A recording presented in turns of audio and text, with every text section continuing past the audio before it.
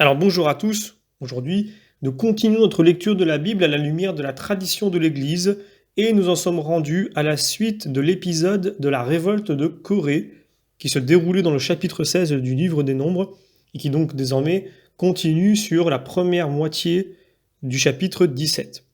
Comme toujours, nous remercions les éditions Ansiguier devenues Mediapol de nous avoir mis à disposition ces textes qui nous permettent de faire ces vidéos et nous nous remettons entre les mains du Seigneur.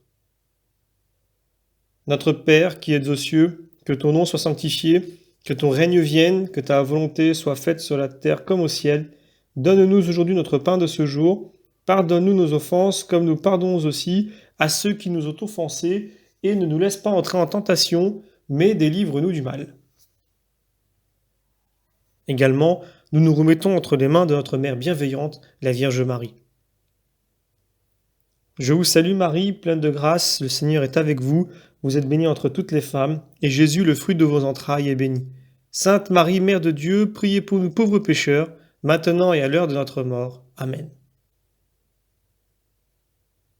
Également, nous faisons toujours cette demande spécifique à l'Esprit Saint, qu'il corrige en nous les erreurs éventuelles qui peuvent provenir de notre état d'imperfection, notre état de pécheur. Sans plus attendre, je commence la lecture de ce chapitre. Yahvé parla à Moïse en disant « Dis à Éléazar, fils d'Aaron, le prêtre, qu'il enlève de l'incendie les encensoirs, car ils sont saints, et qu'il disperse au loin le feu. Des encensoirs de ces hommes qui ont péché au prix de leur âme, vous en ferez des plaques minces pour en revêtir l'autel, car on a présenté ces encensoirs devant Yahvé, et ils sont consacrés. Ils seront un signe pour les fils d'Israël. » Et un petit peu plus loin, c'est un mémorial pour les fils d'Israël, afin qu'un homme étranger à la descendance d'Aaron ne s'approche pas pour faire brûler l'encens devant Yahvé. Alors, qu'est-ce que nous lisons ici? Ils ont péché au prix de leur âme. Tel est donc l'enjeu. Ils se retrouvent popularisés dans les nombreuses, innombrables légendes sur les âmes vendues au diable. Elles ne sont pas à mépriser, car le mystère même de notre rédemption est nommé à partir d'une image semblable, pour concrétiser à quel prix nous sommes sauvés. L'homme à lui seul ne se rachète pas. À Dieu jamais ne paiera sa rançon. La rédemption des âmes est d'un prix infini qui leur manque absolument. On peut lire d'ailleurs cela en Psaume 49. Vous avez été bel et bien rachetés par un sang précieux comme d'un agneau sans tache, le Christ. 1 Corinthiens chapitre 6, mais également 1 Pierre chapitre 1. Je continue la lecture. Le lendemain, toute la communauté des fils d'Israël murmura contre Moïse et Aaron en disant « Vous causez la mort du peuple de Yahvé. » Et pendant que la communauté s'attroupait contre Moïse et contre Aaron, ceux-ci se tournèrent vers la tente de la rencontre, et voici, la nuée couvrit la tente, et la gloire de Yahvé apparut. Moïse et Aaron arrivèrent devant la tente de la rencontre, et Yahvé parla à Moïse en disant « Retirez-vous de cette communauté, et je l'exterminerai à l'instant. » Et ils tombèrent sur leur face, et Moïse dit à Aaron « Prends l'encensoir, et mets sur lui du feu pris sur l'autel, et de l'encens.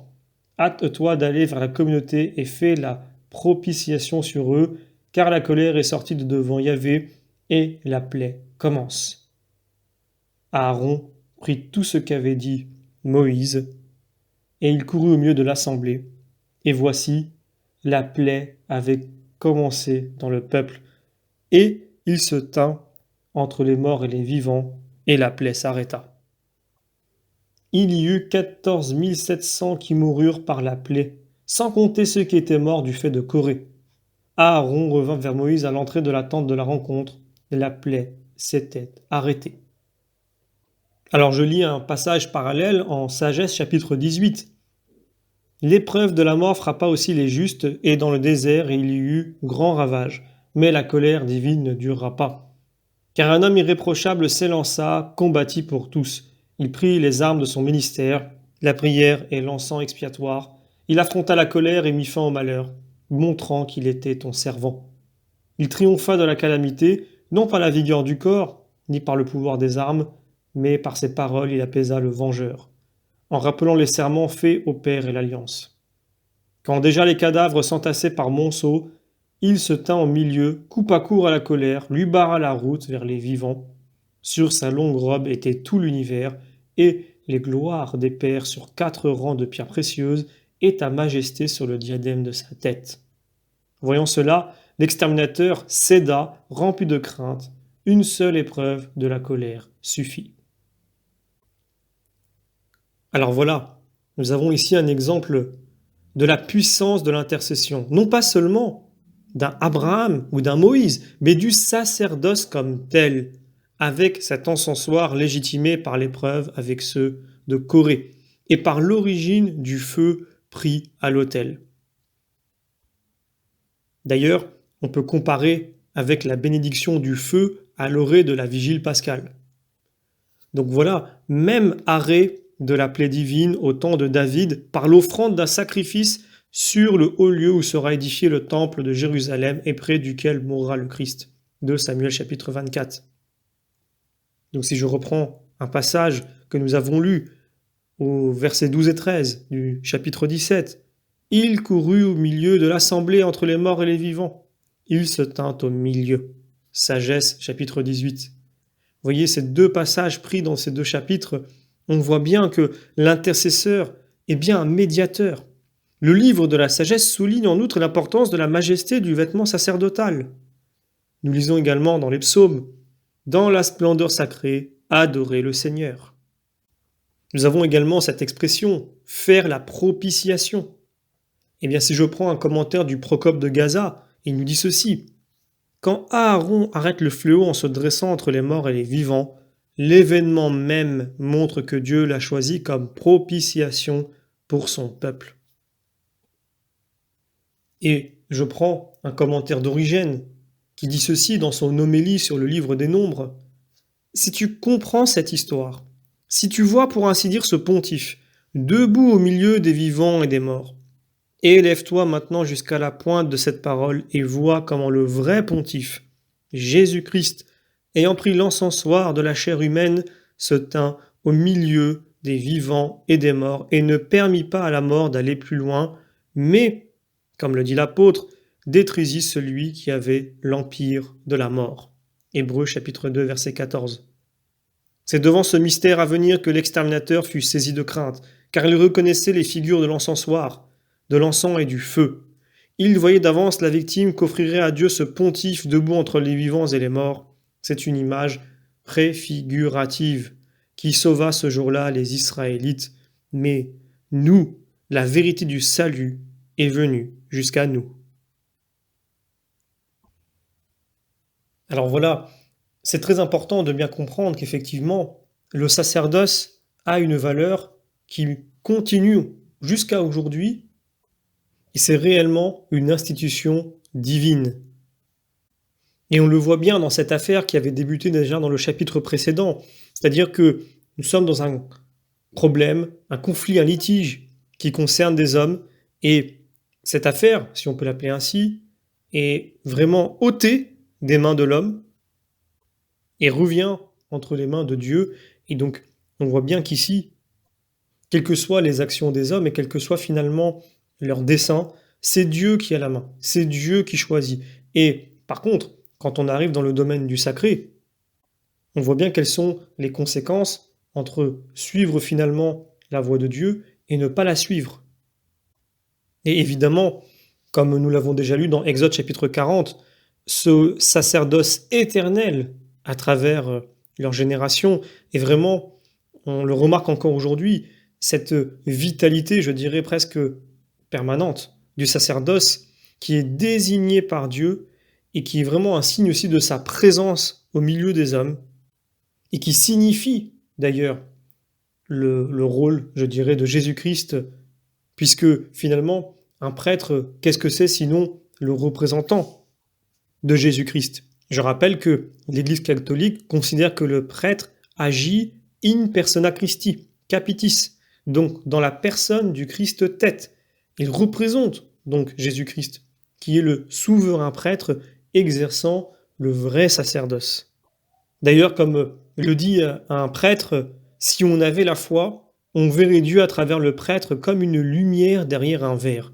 Effectivement, c'est difficile finalement de comprendre la figure du prêtre sans une expérience de foi. D'ailleurs, nous lisons dans les pensées du saint curé d'Ars, le prêtre n'est pas prêtre pour lui. Il ne se donne pas l'absolution, il ne s'administre pas les sacrements. Il n'est pas pour lui, il est pour vous. Et on peut dire, la vocation des prêtres s'enracine même dans la compassion du cœur de Dieu. Nous lisons en Matthieu chapitre 15, « J'ai pitié de cette foule ». On peut penser aussi à l'attitude de Dieu lorsqu'il voit la détresse de son peuple en Égypte. « J'ai vu la misère de mon peuple ». En voyant un prêtre, vous pouvez penser, Dieu pense aux hommes, Dieu n'est pas indifférent à la détresse des hommes. Et je terminerai avec une autre pensée du curé d'Ars. Le sacerdoce, c'est l'amour du cœur de Jésus. Et oui, comme il le dit très bien, le prêtre est un don de l'amour de Dieu. Et le curé d'Ars, d'ailleurs, disait à ce petit garçon, on retrouve dans ses écrits, qui lui indiquait d'ailleurs le chemin d'Ars. Il lui a dit, « Tu m'as montré le chemin d'Ars, je te montrerai le chemin du ciel. » Voilà, n'oublions jamais de prier pour nos prêtres qui portent une charge qui n'est absolument pas simple. J'ai toujours l'habitude de dire que les prêtres portent finalement une robe trop grande, pour un manteau trop grand. Je disais robe en rapport avec la robe nuptiale, mais j'ai plutôt un manteau, un costume, si on préfère, trop grand pour eux. Évidemment, c'est Dieu qui vient compenser cette trop grande mission.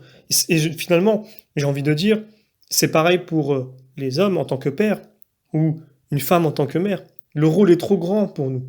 Mais Dieu vient, il pourvoit, il nous aide, il vient véritablement à notre niveau, il ne nous oublie pas, il fait tout ce qu'il faut pour que ce lien entre le ciel et la terre, nous et ceux qui sont dans les cieux, soit toujours finalement relayé, qu'il y ait toujours une médiation. Évidemment, le Christ est le médiateur, mais il fait aussi de nous des morceaux de médiation, des relayeurs de cette médiation, parce qu'il nous fait participer à cette médiation, parce qu'il nous donne accès à ses richesses, parce que lui qui est le Créateur fait de nous aussi des êtres capables de créer, parce qu'il est le Dieu de vie, il fait de nous des êtres capables de donner la vie. Parce qu'il est le Dieu d'amour, il fait de nous des êtres capables d'aimer. Et donc il nous fait partager ses dons, il nous rend participants à son dessein, son œuvre de salut, et c'est déjà trop grand pour nous. Alors, prions le Seigneur pour que nous puissions, nous, en tant que chrétiens, tous ensemble, que ce soit les prêtres dans leur mission sacerdotale, dans leur vocation religieuse, ou nous, dans notre vocation de baptiser, nous puissions être à la hauteur, grâce à Dieu, de cette mission qui nous est donnée. Amen.